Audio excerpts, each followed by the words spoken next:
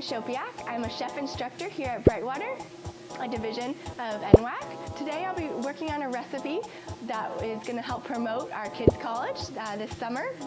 The recipe that I'm going to do is a Brazilian cheese bread that is pretty simple but very delicious. We're going to have some tapioca starch, which is from the cassava plant,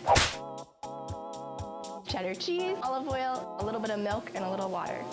So the first step is that we're going to heat up our milk, water, a little pinch of salt, and then 1.5 tablespoons of olive oil. We'll move over here and get our egg cracked. We'll whisk it up a little bit, make sure it's all the way combined. All right, so this is where it gets a little sticky. We are gonna pour our warm liquid into our tapioca starch.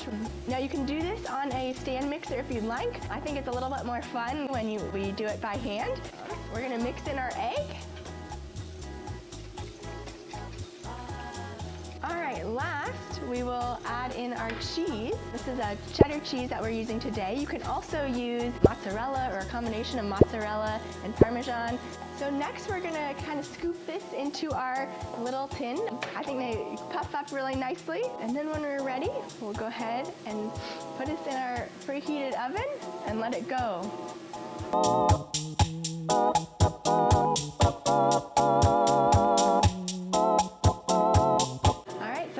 They are done.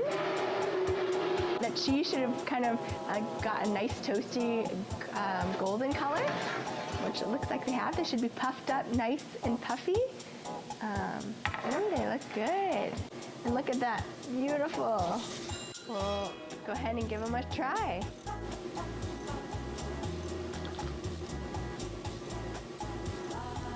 Pretty good.